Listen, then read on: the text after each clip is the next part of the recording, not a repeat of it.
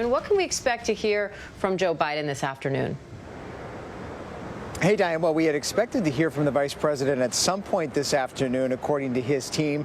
I was in a briefing a little bit earlier. As you've heard the team reporting, they say they are on track to win. In fact, campaign manager Jen O'Malley Dillon told us that he will be the next president of the United States. And one of the headlines just to come out, Diane, in the past few minutes is we have now learned that Joe Biden has received more votes for president than any other nominee for president in this country's history. More than 69 million votes. That's more than 50% of the vote collected and counted so far in this country. So history has already been made in the popular vote. But as you mentioned, we're still waiting on the results in those key states. And I don't know if we have the latest count in a number of those key states. But let's take a look quickly here at Wisconsin and Michigan, the two key states which have already advised, Diane, that they are pretty much done counting the ballots today. We do expect to get certified results in Wisconsin, where Joe Biden has opened up about a 21,000 vote lead, and Michigan, where he's now opened a 48,000 vote lead. Both of those states say they should have certified results later today, although a couple of late-breaking developments in those states, we should say, Diane. In Wisconsin, the Trump campaign has now formally requested a recount. They can do that if the results are within 1% of the vote. They are there, so the Trump campaign would have to pay that fee to have that vote recounted. At the same time, in Wisconsin, just moments ago, the campaign says they have filed a lawsuit there alleging some sort of inability to have meaningful access to counting points for some of those ballots. They have not provided any evidence about what they allege is going on with that counting or why they feel they've been excluded. But we'll see how both of those legal challenges play out. Diane? And Devin, President Trump, when he spoke at the White House overnight, he talked about this being fraudulent. He tweeted to the same effect.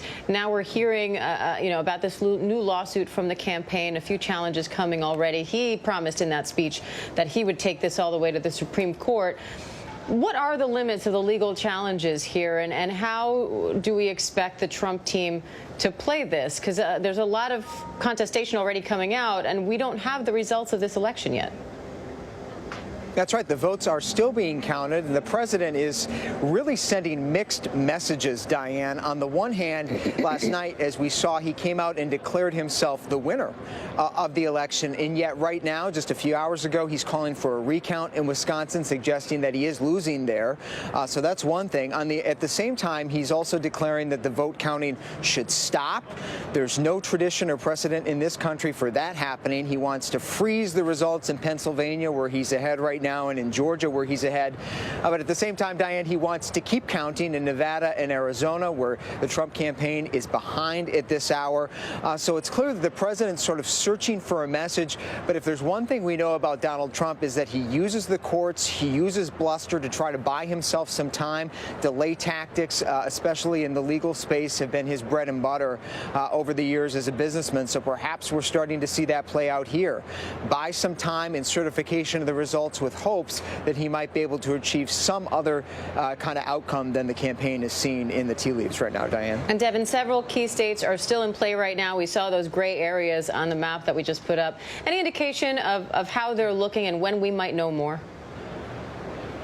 Yeah, let's go back to Michigan. They are just starting to process the final absentee ballots that came in those counties around Detroit, heavily Democratic area. We've only seen Joe Biden's lead in Michigan go up this morning. The same thing in Wisconsin. Only a tiny township of 300 residents has yet to be counted there. So we see the vice president's lead sort of solidifying in those two key upper Midwest states.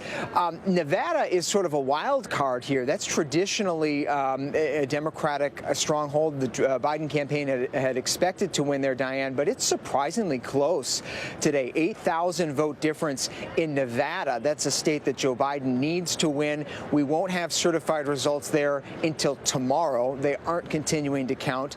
And in Arizona, at least 400,000 votes are still being counted, many of them from the heavily Democratic areas around Maricopa County, the Phoenix area. That's underway right now.